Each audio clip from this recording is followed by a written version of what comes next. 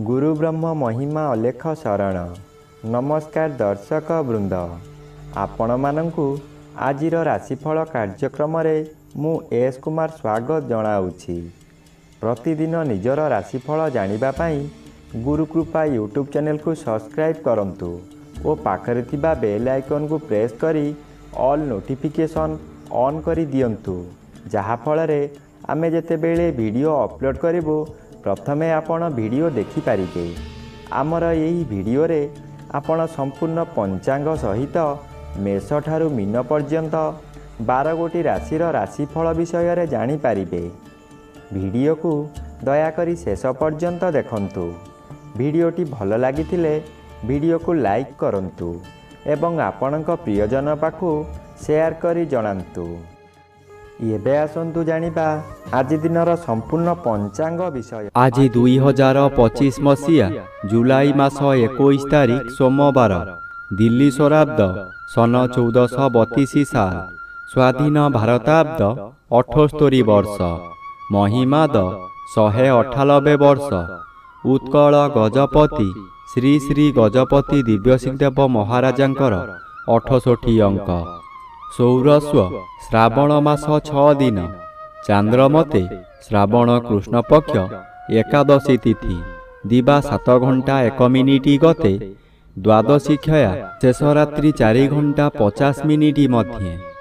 आजिर सूर्योदय विरजा क्षेत्र को 5 घंटा 20 मिनिट, कर्कट लग्न शून्यदंड 45 लिता गते उदय। आजिर सूर्यास्त विरजा क्षेत्र को 6 घंटा 21 मिनिट, मकर लग्न शून्यदंड 39 लिता गते अस्त। आज वृषचंद्र 60 दंड, रोहिणी नक्षत्र रात्रि 7 घंटा 24 मिनिट पर्यंत। आज जन्मित शिशुर वृष राशि, वैश्यवर्ण नरगण, रात्रि 7 घंटा 24 मिनिट गते देवगण। आज मृत व्यक्तिर दिवा 7 घंटा 1 मिनिट ठारू शेष रात्रि 4 घंटा 50 मिनिट मध्य एक पाद पुष्कर दोष। निषिद्ध खाद्य आज सिंह भोजन निषेध अटे, दिवा 7 घंटा 1 मिनिट गते पोई भोजन निषेध अटे। आजिर अमृत जोग प्रातरु दिवा 7 घंटा 2 मिनिट मध्य, दिवा 9 घंटा 59 मिनिट गते 1 घंटा 7 मिनिट मध्य, संध्या 6 घंटा 59 मिनिट गते रात्रि 9 घंटा 18 मिनिट मध्य एवं रात्रि 12 घंटा 35 मिनिट गते 2 घंटा 30 मिनिट मध्य। आजिर महेंद्र जोग अपराह्न 3 घंटा 43 मिनिट गते 5 घंटा 2 मिनिट मध्य। आजिर काल बेला प्रातः 6 घंटा 58 मिनिट गते 8 घंटा 2 मिनिट मध्य। आजिर बार बेला दिवा 2 घंटा 1 मिनिट गते अपराह्न 3 घंटा 50 मिनिट मध्य। आजिर काल रात्रि रात्रि 10 घंटा 26 मिनिट गते 1 घंटा 54 मिनिट मध्य।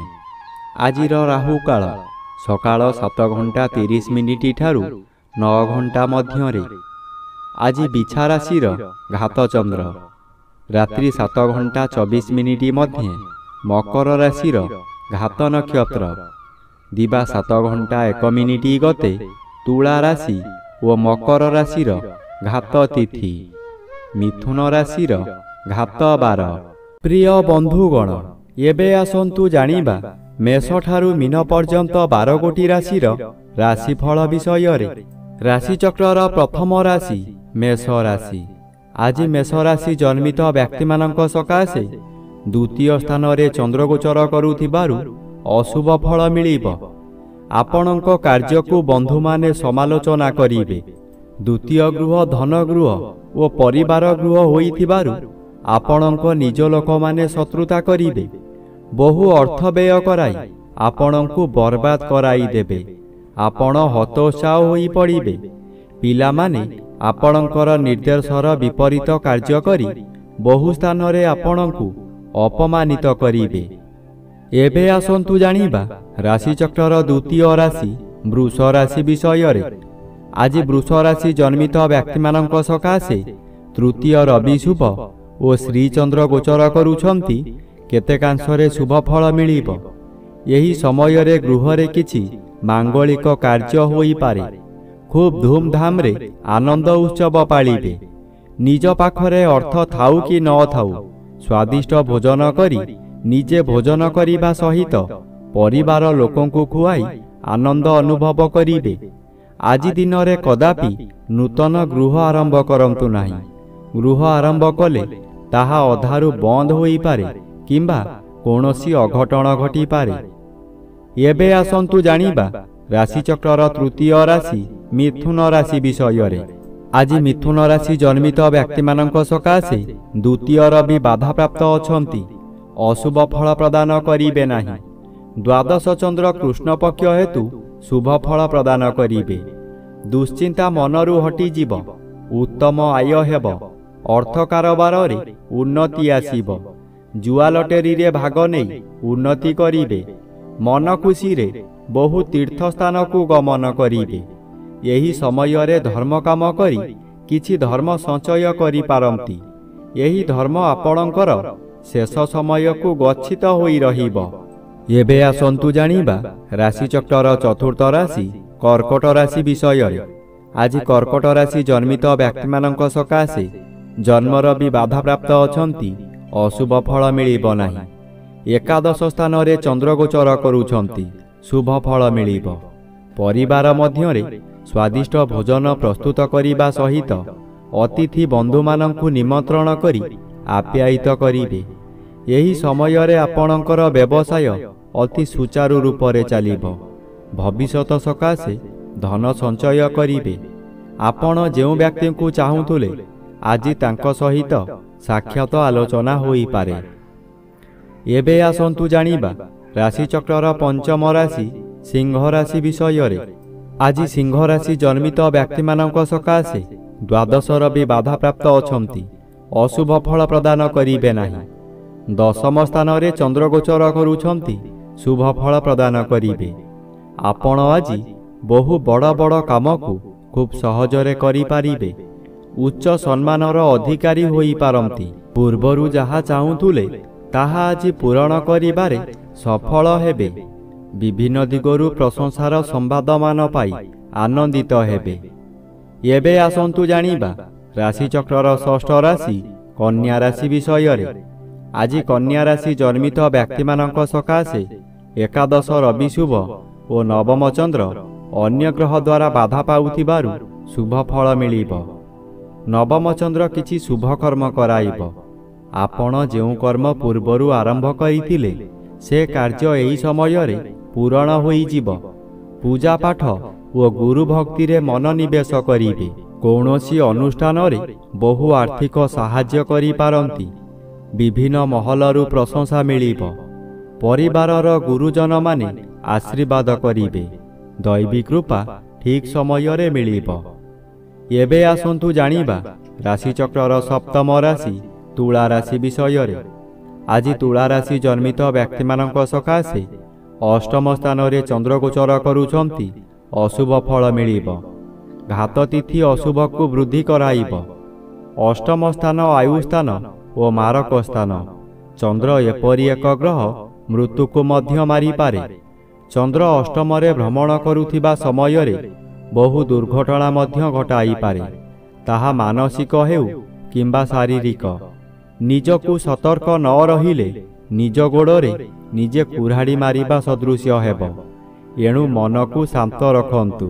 ବ୍ୟବହାର ଠିକ୍ ରଖନ୍ତୁ। ଏବେ ଆସନ୍ତୁ ଜାଣିବା ରାଶିଚକ୍ରର ଅଷ୍ଟମ ରାଶି ବିଛା ରାଶି ବିଷୟରେ। ଆଜି ବିଛା ରାଶି ଜନ୍ମିତ ବ୍ୟକ୍ତିମାନଙ୍କ ସକାଶେ ଘାତଚନ୍ଦ୍ର ଭୋଗ ହେଉଛି। ଘାତଚନ୍ଦ୍ର ସର୍ବଦା ଅଶୁଭ କରାଇବ। ଘରେ ବାହାରେ ପ୍ରତ୍ୟେକ ସ୍ଥାନରେ ଆପଣ ଅପଦସ୍ଥ ହେବେ। ବହୁ ପରିମାଣର ବ୍ୟୟ ହେବ। ଶରୀର ଅସୁସ୍ଥ ହେବ। ମଥା ବିଚଳିତ ରହିବା କାରଣରୁ ରାସ୍ତା ଦୁର୍ଘଟଣା ମଧ୍ୟ ହୋଇପାରେ। ଗୃହ ମଧ୍ୟରେ ସ୍ୱାମୀ ଓ ସ୍ତ୍ରୀଙ୍କ ମଧ୍ୟରେ ମନାନ୍ତର ହୋଇଯିବ। ଅଯଥାରେ ପିଲାମାନଙ୍କ ଉପରେ ରାଗ ସୁଝାଇବେ। ଆଜି ନିଜ ମନକୁ ଶାନ୍ତ ନ କଲେ ନିଜକୁ ନିଜେ ଦଣ୍ଡ ଦେଇ ହଇରାଣ ଓ ଲୋକହସା ହୋଇପାରନ୍ତି। ଏବେ ଆସନ୍ତୁ ଜାଣିବା ରାଶିଚକ୍ରର ନବମ ରାଶି ଧନୁ ରାଶି ବିଷୟରେ। ଆଜି ଧନୁରାଶି ଜନ୍ମିତ ବ୍ୟକ୍ତିମାନଙ୍କ ସକାଶେ ଅଷ୍ଟମର ବି ବାଧାପ୍ରାପ୍ତ ଅଛନ୍ତି। ଅଶୁଭ ଫଳ କମ୍ ମିଳିବ। ଷଷ୍ଠ ସ୍ଥାନରେ ଚନ୍ଦ୍ରଗୋଚର କରୁଛନ୍ତି। ଶୁଭ ଫଳ ମିଳିବ। ଷଷ୍ଠ ଚନ୍ଦ୍ର ବଳବାନ ଚନ୍ଦ୍ର। ଆପଣଙ୍କ ପରିବାର ମଧ୍ୟରେ ଖାଲି ଆନନ୍ଦ ହିଁ ଆନନ୍ଦ ମିଳିବ। ଯେଉଁ କାମରେ ହାତ ଦେବେ ତହିଁରେ ସଫଳତା ନିଶ୍ଚୟ ପାଇବେ। ବ୍ୟବସାୟ କରୁଥିବା ବ୍ୟକ୍ତିମାନେ ବ୍ୟବସାୟରେ ଆଶାଠାରୁ ଅଧିକ ଲାଭବାନ ହେବେ। ପୂର୍ବରୁ ଆପଣ କରିଥିବା ଋଣ ଏହି ସମୟରେ ପରିଶୋଧ କରିପାରିବେ। ଏବେ ଆସନ୍ତୁ ଜାଣିବା ରାଶିଚକ୍ରର ଦଶମ ରାଶି ମକର ରାଶି ବିଷୟରେ। ଆଜି ମକର ରାଶି ଜନ୍ମିତ ବ୍ୟକ୍ତିମାନଙ୍କ ସକାଶେ ସପ୍ତମର ବି ବାଧାପ୍ରାପ୍ତ ଓ ପଞ୍ଚମ ଚନ୍ଦ୍ର ମଧ୍ୟ ବାଧାପ୍ରାପ୍ତ ଅଛନ୍ତି। ଅଶୁଭ ଫଳ ମିଳିବ ନାହିଁ। ଆପଣଙ୍କର ସ୍ୱାସ୍ଥ୍ୟ ଉତ୍ତମ ରହିବ। ପୂର୍ବରୁ ଯେଉଁମାନେ ହଇରାଣ ହରକତ କରୁଥିଲେ ଏବେ ଆପଣ ଶାନ୍ତିରେ ରହିପାରିବେ।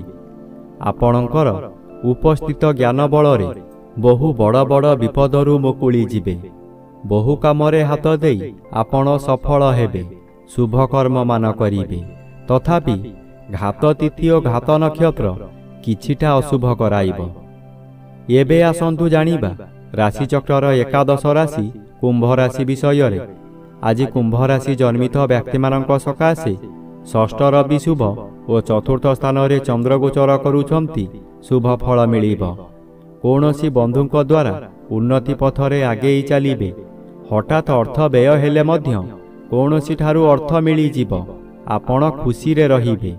ମାନସିକ ଅଶାନ୍ତି ପରିବର୍ତ୍ତେ ମାନସିକ ଶାନ୍ତି ମିଳିବ।